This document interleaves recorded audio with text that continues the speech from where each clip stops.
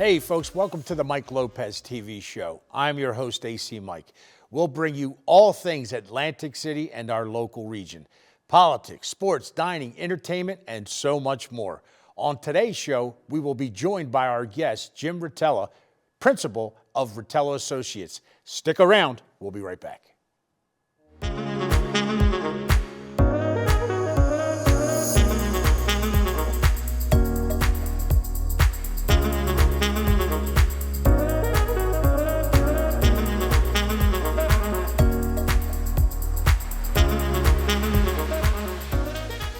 Hey folks, welcome back to the program. We have with us today Jim Rutala, principal at Rutala Associates. Going to give this gentleman a proper intro. Rutala Associates, LLC, that is a key player in the transformative change in Atlantic City. His firm has secured over $300 million in grants over the past 6 years, focusing on coastal resiliency and infrastructure improvements. As a visionary, Jim has revitalized Atlantic City through key projects like the boardwalk reconstruction and vacant lot redevelopment. He leverages public and private funds to create a more resilient and vibrant community, which I call home. Jim, welcome to the show, my friend. Thank you, Michael. That's quite a an introduction. Pleasure. Yeah, it's all true stuff. Listen, Jim, just recently we had a Live Work Coalition. I want to get into that right now and let the folks at home understand a little bit what that means and some of the players and the time period and the dedication that you and some of the others putting this together, because what I saw in that Zoom meeting blew my mind. 40 plus folks involved in this. Talk to us about what's going on. We're at an interesting time. Yeah. We're really at a tipping point in Atlantic City. And it's taken quite a while to get there, but we're at a point where there's a lot of development interest. There's a lot of passion, as you saw in the room during our meeting, and just a lot of interest and positive feelings about Atlantic City. And what this Live Work Coalition is about is really taking a careful look and really ground up look at how we should really promote Atlantic City into the future. Not just as it used to be casinos and convention centers, but the neighborhoods, the community, and why it's a great place to live and work. Atlantic City is a hub of employment in South Jersey, 70,000 jobs. And this is really an opportunity to move forward. So we brought together a number of folks, including yourself, about 30 folks that are involved in their major employers in the city. We have representatives from the casinos and Atlantic Care and Stockton. We also have many of the major nonprofits, many of the large business owners, and really, so we're tapping everybody and getting their input. So I think it's going to be a really useful process. And at the end of the day, we'll have a system, a program that will be sustainable and that will continue to really promote Atlantic City in a very consistent way, in a professional way. And to your point, when we talk about relationships, again, not to repeat myself, but I will, because I tend to do that. The big dogs, so to speak, and the folks like myself, small business owners and whatnot, getting involved. We've talked about casinos, and again, we need them, we love them, whether it's the resorts, Casino Hotel, Borgata, the Ocean Casinos, and if I missed your name, I'm sorry, but you know what I'm talking about. But so important to get those community folks, the residents, some of the business owners. That's the tie-in that I see, and I feel the embrace from the big dogs, so to speak. I mean, in planning this and putting this out there, and what I also want to touch on too is that and the time. This is not just a quick fix. No. This is a commitment from the folks that were on that Zoom. Talk about that a little bit, because that means quite a bit. Yeah, it'll really be an 18-month process. And you're right. I mean, it really involves people from the community, and they're really what their interests are, and really to promote their interests. So we really need to know what's going on and really understand what people think, what their passions are. Relationships, again, matter so much, whether it's family, businesses, to continue to, whether it's whatever side of the political landscape you are, or ethnicity or type of business, that is the most important. That's what I want to drive home here too, as well, the early part of this interview, because we sit here at Stockton University, a bunch of young men and women around us. You know, the importance of relationships and networking. Yeah, you know, my job, one of my jobs in Atlantic City, one of our jobs is to, as you mentioned, is to find money. You know, Atlantic City can't borrow money. So in order to do capital improvements, it has to be other people's money. And the only way you do that is with strong relationships. And, you know, yesterday I met with Assemblyman Guardian on a project. We're constantly meeting with our legislators and our congressmen, our state representatives, because we all have to be on the same page. And certainly the mayor is a great advocate of that. And, you know, everyone understands that the only way things get done is if you work together. And so that's really been a key. Things don't happen by themselves. No one wants to fund something that isn't supported by the community and isn't supported by the hierarchy. So you have to build support. And that's what everything that we do is all about, really building those relationships and keeping those relationships. And that's the important. That was the next thing I was going to get into. Whether there's a change in Trenton or Atlantic City or the county, it's keeping those relationships, keeping a sustainable government so they have those relationships. And it's very important. When we talk about over $300 million found, I mean, it's just such a huge number, and it's probably more than that. You know, I've just pulled that from doing some research. Right. Again, roads, you know, small businesses, the importance of those folks coming into town, whether it is to live, work, and play, or to invest.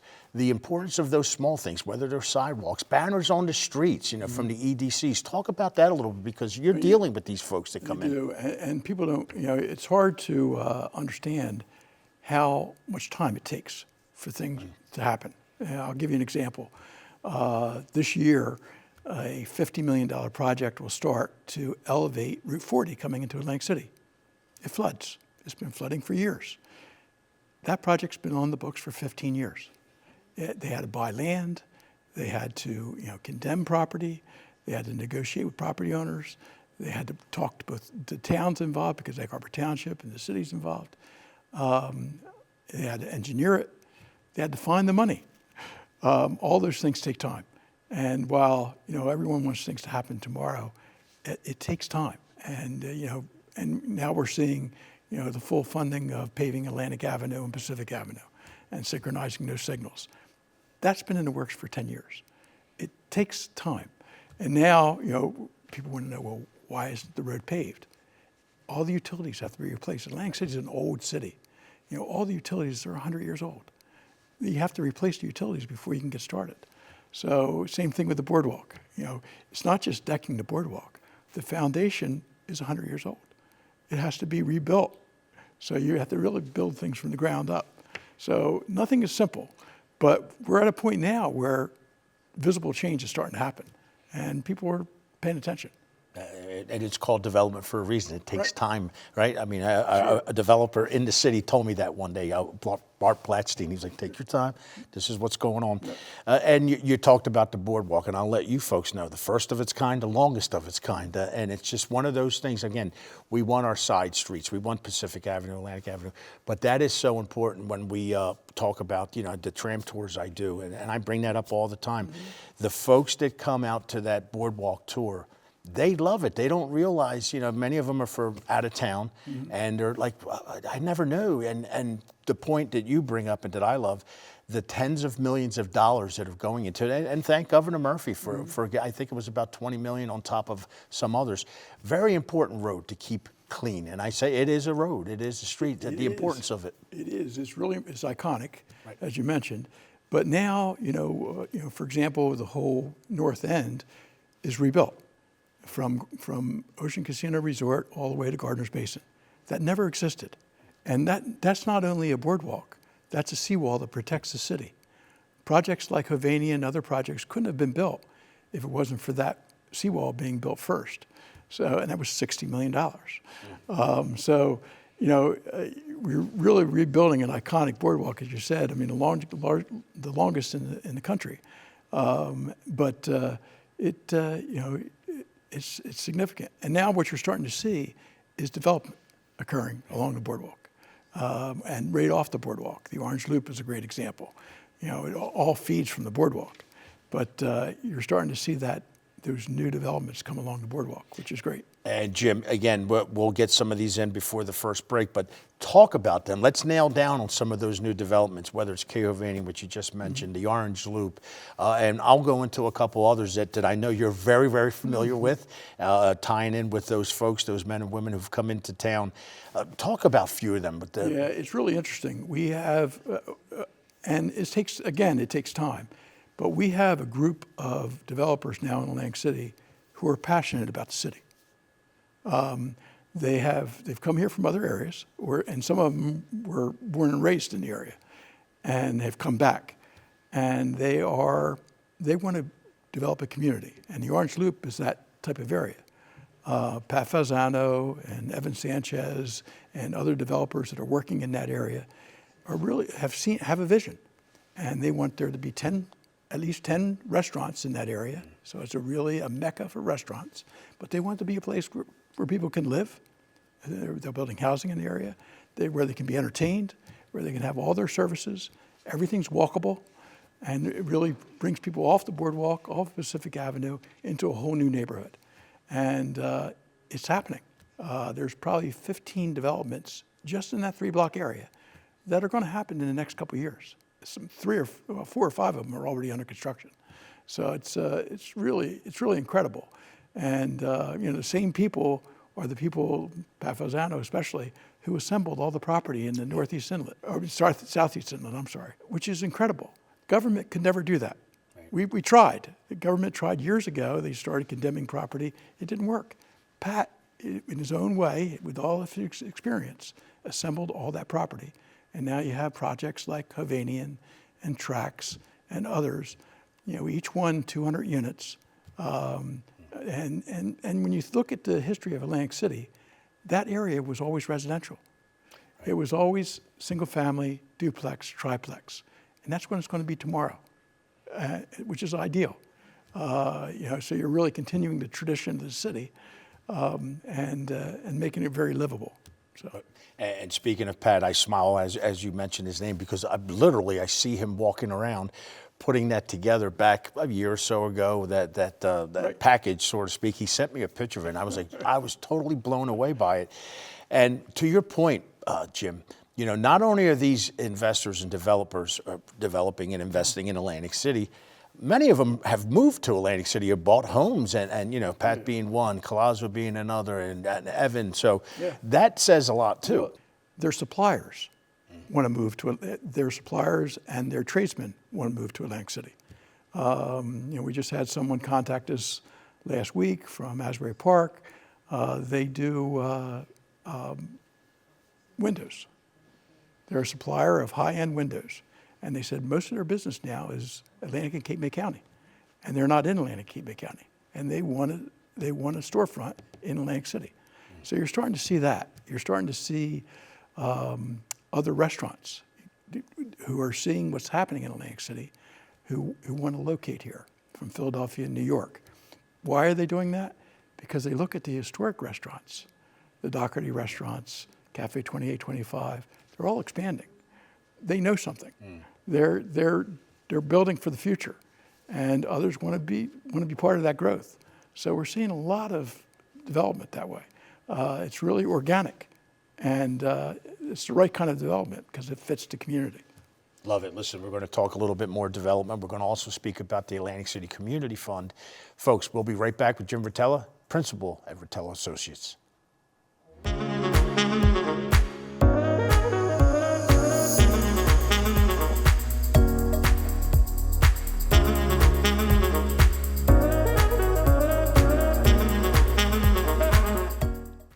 Hey folks, welcome back to the show. Jim Rutala, principal at Rutala Associates.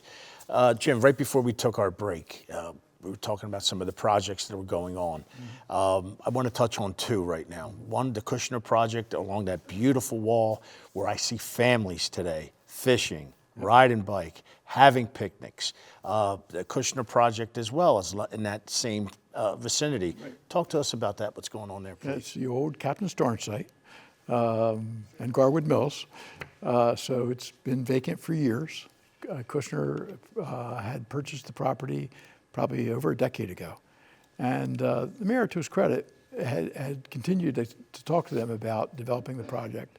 And they said, they were really a residential developer, and they didn't see the market a few years ago. Now they see the market, and they want to build 180 units on that property. And that's as you were saying, it's a gorgeous area. It's all waterfront. You have Gardner's Basin behind it, and just a tremendous area. And so that project will probably start construction this year. They have all their approvals. They've worked very quickly, and they're ready to start. So that's going to be a huge project. To your point there, I was at about a month or so ago at an Inlet Association meeting. A couple of representatives from the Kushner team, also someone, it wasn't Jared Kushner on the line though. They're answering questions to the folks, talking about parking and some concerns and whatnot. Answered every question. Every question, and it was such again, something that I haven't seen, because a lot of projects have been talked about in Atlantic City, right? But let alone do you meet the doers. Very important. And the neat thing is they have done this before. If you go to northern New Jersey, they did similar projects in urban renewal areas, poorer communities, and built very similar projects. And they were the first in, as they are here, and they changed that city. So they're not doing this for the first time. Right. They know what they're doing, and they know their investment will have an impact. And let's face it, man, 48 blocks, easy for me to say sitting here in Stockton University. Not that much when it comes to development. These gentlemen and women who know what they're doing, as you said, it's not their first time around the block. One of the projects also that's just getting into formation is the MGM Harris discussion that's going on.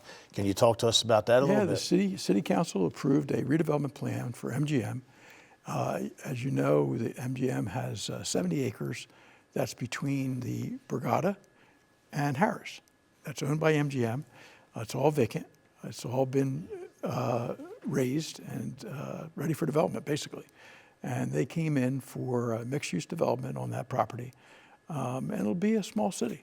I mean, basically, in a very beautiful setting, waterfront area, close to the marina and other amenities. And obviously the community will have amenity as well. So they're working to basically position themselves where they can attract other developers to that site. So that'll be a huge project, but they have their planning approval and they can move forward now. I love it. Again, one of those secret spots in Atlantic City. I know there's a bike walkway going into Harris, behind Borgata, Harris and whatnot, the sculpture park. Get to see that. So it won't be such a secret for me, but I don't mind sharing it with anybody when it comes to the bike rides. Again, those pieces of lands just have sat for year after year. And Jim, I say this, not poking at anybody or whatnot, you would always hear these rumors or these, these grand type ideas or whatnot, and never coming to any type of fruition. So when we say this, MGM Harris or the Kushner Project, again, and I want to stress this, these things are happening. They're going in, they're in town, and the shovels will be in the ground. I mean, maybe not for the MGM Harris thing. That is so important, again, because one of the things that, and we kicked off the interview about it, live, work, the folks to come and live to Atlantic City. I mean, the importance of that, because we've been stuck around 35,000 for maybe a decade or more. Right. The importance of that, again, because that's when the coffee shops come as well, when the more folks talk about getting that population up. Yeah, it's a good point. I mean, Atlantic City in its heyday in the 30s and 40s had 65,000 people. We don't have to go to that number again, but 65,000 people, it was a thriving community. And you're right, it had all the services of any major city, and it was considered a major city at that time. Those services will come back with the population growth, and that's what a lot of people want. They want to have a good supermarket where they can buy, where they have an assortment of things. Or more than one supermarket. I mean, at that time, there were, in the 50s, there were 4 supermarkets in Atlantic City. So, all those things change with population. So the services become better, the opportunities for business become better, and the quality of life becomes better. So, and the nice thing is, the developments that we're talking about are really in the fringe areas of the city. Like you said, there are areas that are vacant now. So they really don't have a tremendous impact on the neighborhoods that exist. And at the same time, with the community development corporations, we're working to improve the neighborhoods. So the neighborhoods aren't being left out. They're front and center with everyone. And the nice thing about what's happening in the neighborhoods is, and you know this, it's being driven by the people that live there. I love it. Which is great. Yep. And the CDCs have done a wonderful job. And to your point there, it's the residents and getting to know many of them through the years, wanting to be involved, and some not involved because they were just not included when it was, whether it was casinos in its heyday, and when I say the early stages of it, and they're actually tying in too, whether it's Hard Rock, Ocean, and whatnot. But the residents, and you see the people come out to the association meetings. I go from Down Beach to the Inlet, and I love what I see when they're in there doing their thing, but taking the pride, whether they're a block captain with the CDCs or involved, or a videographer, that sort of thing. Yeah. Important. No, the history of Atlantic City is it always had strong neighborhoods, right. And neighborhood identities. Yeah. And like Ducktown and Bungalow Park and Chelsea, but they never had resources. They would have their meetings and go to the governing body and ask for things, and sometimes things didn't happen. Right. Now they have resources. I mean, the CDCs have raised $11 million in 4 years, and this year they received almost another $3 million. So there's resources that can help to achieve the goals of the residents of Atlantic City. So it really becomes, it's the next step. Love it. And again, that's those pocket parks, the flagpoles, just whatever it may be that's going on there. Facade improvements, Facade housing improvements. rehab, helping first-time home buyers buy a home, important things. Up to $50,000 for some folks to come out there and get some help and whatnot. Atlantic City has 38% of the residents are homeowners. Right. The rest are renters. We need to change that. We gotta and that's probably the top goal of the CDCs, and it's starting to change. Right. Yeah. And I love it again. And before we get into the next subject, when you say about the pride in the neighborhoods, whether it's Venice Park, Ducktown, or Down Beach, whatnot, my Pakistani friend Mahbub, he's from Ducktown, and he'll tell you, I'm from Ducktown. And it's great, It's just like that pride still exists. And he's sitting there eating a fish sandwich at Barbera's, so good stuff. Perfect. Yeah, so here it is, though. We're coming into the age, we are in the age of IT, online gaming. Yep. Talk about what's going on at Showboat. Yeah. Very exciting news. There's been tremendous growth in online gaming in the city, and that brings revenue into the city. It brings jobs to the city. And one project that's under construction right now will be done this spring is a 60,000 square foot online gaming studio in Showboat, in the existing Showboat. They took the old buffet and they demolished it, and they're building a new studio in there. Up at least 1,000 employees, which we don't have that many employees in Showboat now. So that's important. They'll create, they'll look for housing, and they'll look for other things in the area. So that's huge, and that's just one project. We're going to probably continue to see growth because online gaming has to be in Atlantic City. The services have to be in Atlantic City. And what they'll do in the studio is it'll be live dealers. So when someone goes online and they want a live dealer, they'll have live dealers for any type of gaming. So it's a great thing. It's a win-win for everybody. Again, it's just moving forward, being proactive, what's happening, and getting that space filled. Those folks are going to have to live somewhere again and hang out. It makes sense. Win-win. And you think about the history. I mean, Showboat was a stranded property, closed down, stranded property, bought by Bart Blatstein in the worst time of the city, when no one had faith in the city. Right. And he has slowly renovated it, put in a $100 million water park, arcades, really made it a family destination. And it's really kind of started to turn the page for Atlantic City. And now you have Dave & Buster's, you have other types of family entertainment, which wasn't usually an attraction in Atlantic City in the past. And what Atlantic City needs many attractions, Casinos are one, conventions are another, restaurants certainly is another, the neighborhoods is another, and now we have family entertainment, which is a great addition to the Love community. it. Again, giving folks options, right, Right. to come out and have a good time. Yeah. I want to transition again back to the community, Atlantic City Community Fund. We have a couple minutes. I want to put that out and what they're doing, and you're a big part of it, Jim. And Yeah, I was a founding member of the Community Fund 8 years ago. And the Community Fund was really developed to help Atlantic City, and especially its nonprofits, flourish. And at the time, there were probably 30, 40 nonprofits in the city. Right now, there's over 100. And we have nonprofits that are doing tremendous things in the city. The Arts Foundation with over 100 murals in the city, the CDCs, which we talked about, and all the things that they've done. None of those existed 10 years ago. And then there's also many small nonprofits that provide social services and other services. So there's a lot there. And again, cities can't do everything. Right. You look at cities that are successful. They have nonprofits, they have business people, they have philanthropists who are helping to make things happen. And that's an area that we need to grow in Atlantic City. So that's really the goal of the Atlantic City Community Fund. And we've raised probably close to $500,000, and we provide grants every year. Right now we're open for grants to nonprofits in this community to help them achieve their goals. So it's a win-win situation. And again, the reception, again, great time. I've got about 30 seconds. Talk about that partnership with that we beautiful. have reception every September. We usually have folks from the state there, but also really people from the community.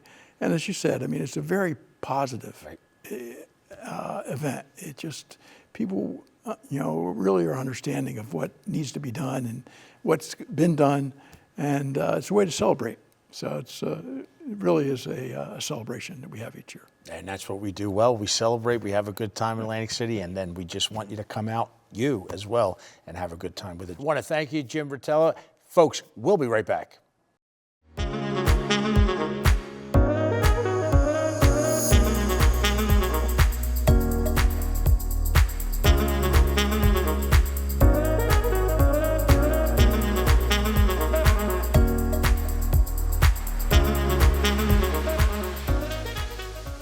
Hey folks, it's our belief here on the Mike Lopez TV show that you, the viewers and our guests, bring the show to life.